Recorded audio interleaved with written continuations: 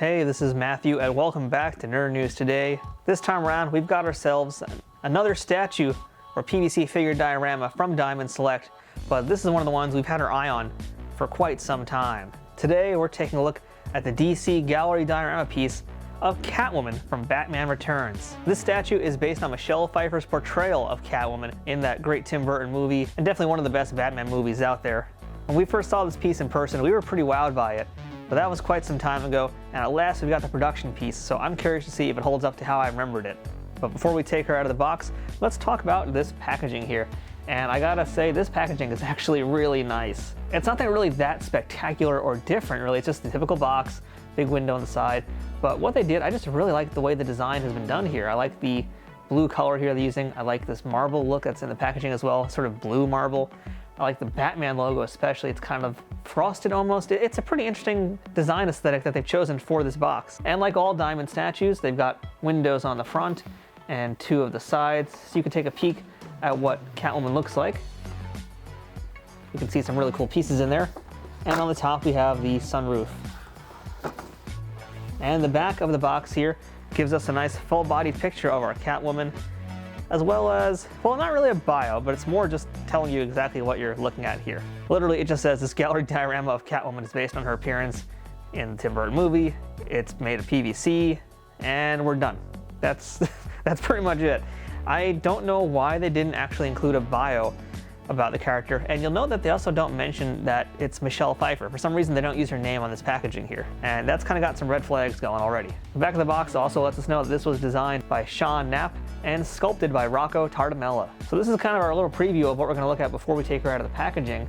And the big question here already is, does this look like Michelle Pfeiffer? And I am concerned because her name is not used in this box here, so you know, we gotta have to get her out of this box, I think, really fast. So let's go ahead and do that, because packaging is great and all, but we're not here to see that. So let's pop Catwoman out of the box and take a look at her from all angles.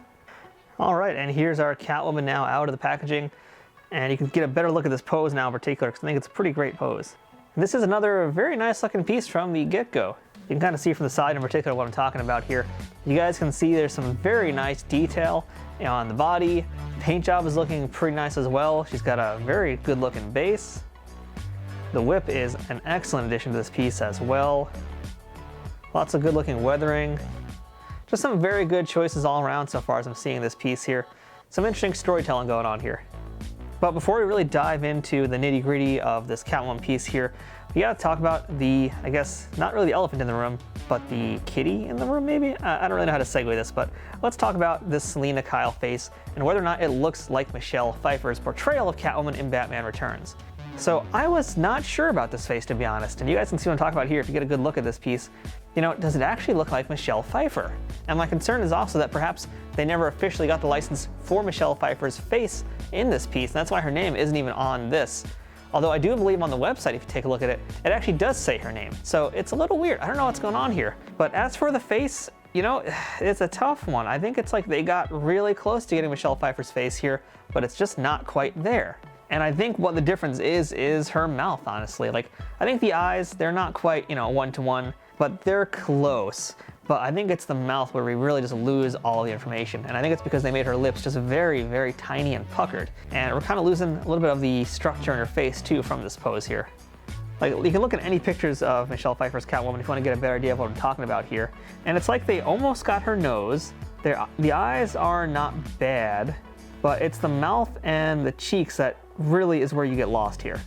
Now, since there isn't a ton of her face being shown because most of it is behind this helmet, you can't really judge, of course, 100% who this is, but let's just talk about the parts that we can see. And let's start with analyzing those eyes a little bit more first. And like I said before, the eyes are pretty close, but what we're missing is the eyebrows. So aside from them being fairly kind of light colored, they're also not nearly as shapely as Michelle Pfeiffer's were in the movie either. If you take a look at Michelle Pfeiffer in the film, hers are kind of more pointed and angular, whereas these are very much flat. And they're also a little bit lighter than I think her hair color was in the film, or at least the color that her eyebrows were. Now, I think that the nose is the one thing they got 110% correct on this piece. That is Michelle Pfeiffer's nose. Problem here with the likeness is absolutely that mouth. You know, she kind of has like a granny mouth here almost. It's just so puckered, it's like she's sucking on a lemon candy or something. It doesn't look like her mouth at all. And on top of that, we're kind of missing some of the musculature that would be in her face and her cheek structure, because there would be more of a line closer to her face there. And as far as the cheek structure goes too, something's kind of missing from that too. It's just not quite there, and that's unfortunate because the rest of the piece looks actually pretty good, but somehow they just didn't get the face right, and that's a bit tough. That's a bit tough to stomach here, because when you're selling a piece that is Batman Returns, you're gonna wanna really have that likeness be 100% right. And I hate to say it, but it's just not there. But as for the rest of the piece, I think that is pretty great. Now, I'm not gonna sit here and count all the stitches to see if they actually got them accurate on all of her. But from what I can see based on pictures of her from the movie, I think the stitches are pretty close to being the way they looked in the film. And what's nice about this stitching in particular is that it is all sculpted on. I know it's a little bit hard to tell when you look at this piece, and in fact when I first saw her in the box, I thought they were just painted on. I thought it was kind of lazy in fact, and I was a little bit concerned about that too. But thankfully, once you do get her out of the packaging, you could see that all of those little stitches are actually individually sculpted onto her. And that's kind of the story of this piece here in particular, is those stitches, because that's really the main texture we've got on this piece here. Because we see the stitches in her corset as well as in her boots. Otherwise, it's a very kind of not much to it outfit. That's because all it really is a leather catsuit. There isn't gonna be a ton of detail to it, or a ton of different textures to it either. Most of the texture contrast that we're gonna get in this piece is from this base here, which is a rooftop that's been covered in snow.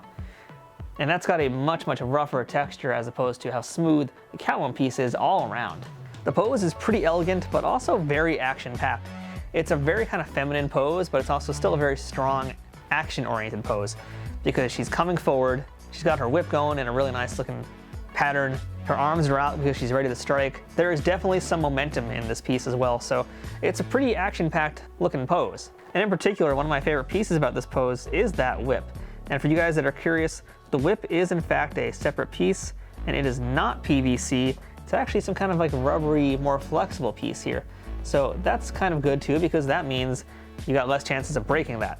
Because that would really, really suck if that was a piece that broke off. But luckily, because it's an independent piece from the rest of it and it's got a little bit more bounce to it, I think if you had a fall or something, you'd have a higher probability of it surviving. That's not a guarantee, it's just you've got a chance at least with this. And here's a better look too at the pose as well. You can kind of see the momentum and the dynamicism of the pose and how it's shaped, how she's walking forward a little bit. Her weight is on her front foot there. It's still a very, very sexy looking piece, but it's a sexy action pose. So it's not just a very boring, bland pose. Like, for example, the Catwoman piece that we reviewed not that long ago based on her comic book appearances, this one's got a lot more action to it, a lot more story to it. Not to say that one piece is necessarily better than the other. I think they're actually both very good looking pieces. But if I had my choice, I think I like this version better in terms of the pose. Speaking of that other Catwoman piece, how is this Catwoman's booty?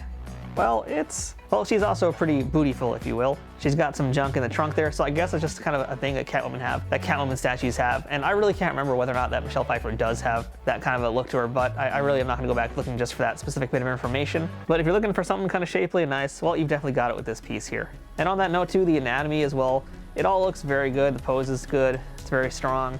You're not getting a ton of musculature in this piece here. Really the central focus is in that face, because that also is the highest contrast of this character here. It's just unfortunate that the face is not necessarily the most accurate compared to everything else here. But as you can see as I'm rotating this piece around, it's a very strong looking piece from all angles. You've got good anatomy, good energy to it. The whip adds so much to this. I really do believe that whip helps it a lot. But overall, it's a really strong pose and a fairly strong looking piece. It's just, I dock a bunch of points for that face because it's just, not quite there. If you look at it from a distance, I don't think it's actually that bad. But when you get closer to it, that's when you kind of start losing it a little bit. And it just does not read as Michelle Pfeiffer when you get that close to it. So the big question is, can I still recommend this piece even with the way I feel about Michelle Pfeiffer's face? And that's a tough one, because when I first looked at it outside of the box, I really thought it especially didn't look like her, and that was a big problem. But once I got it out and I was able to see her not boxed up and just take a look at this whole thing once it's out and open, I gotta say I really, really like the pose. I really like the sculpting on it. I actually think as a Catwoman piece, it's very, very good. As a one-to-one likeness of Michelle Pfeiffer, it's not so good. It's a little bit more in the middle ground. But for Catwoman collectors in particular, I actually really like this one, and I'm a little surprised I'm actually saying that just because of how much I don't like that face. But the pose is so strong, the whip is so cool looking, it's so dynamic and energetic that I have a hard time not liking it. And it really just makes me wish that the face was just so much better and so much more accurate. But on the other hand, at the end of the day, this is I think $50 or $60 statue from Diamond. And I'm sure other companies are gonna probably be doing Batman Returns things, well, if they already haven't, who will have much, much closer likenesses, but those pieces are going to be quadruple the price easily for them. So I think for what you're paying for it and from what you're getting based on that price point, I give it a recommend. And you guys know that I'm also usually way more critical about things like faces and posing and that kind of stuff. And I'm not necessarily giving that face a pass here. I am criticizing it still, and but I do think that it's going to be up to you, the buyer, to decide how important that face is to you and how much you want it to be like Michelle Pfeiffer at this price point. So hopefully here, at least you guys have seen it from all angles and you get a better idea of what that face looks like and whether or not it's a face that you want to add to your collection. So for my money, I'm actually mostly happy with it. She's not going to be like a piece that's really front and center necessarily in my collection because of that face, but I think she'll look good overall among other pieces. And no, I'm not really trying to rationalize a purchase here. I stand by what I'm saying. So overall, final review for this piece here is that while the face isn't the greatest, everything else about it is actually very, very solid and very good. So you Batman fans out there, I think are gonna really like this piece, and especially when you pair it with the Michael Keaton Batman statue that's also coming, which we haven't gotten a look at yet. Hopefully we'll get that one soon. You know, I think they work together. Hopefully they're gonna do a Danny DeVito Penguin as well. And if they decide to do a whole movie line, that'd be great too. But for what we have here, and for this Catwoman as a singular piece, I'll give it a recommend. I'd give it probably a 6.5, maybe a 7 out of 10. 7 might be a little bit generous because of that face, but really all I'm docking from this piece is that face. So there you guys have it. That's our look at the DC Gallery Batman Returns Catwoman PVC figure diorama statue from Diamond Select. You can pick her up from your local comic book store, from Diamond Select's website, or you can use our Amazon affiliate link in the description below. If you order it through Amazon using our link, it helps support us and costs you nothing extra. So on that note, I'm Matthew. Thanks for watching this video today, and I hope you guys will give us a subscribe and a thumbs up and stick around for all the other videos that we do here on Nerd News Today.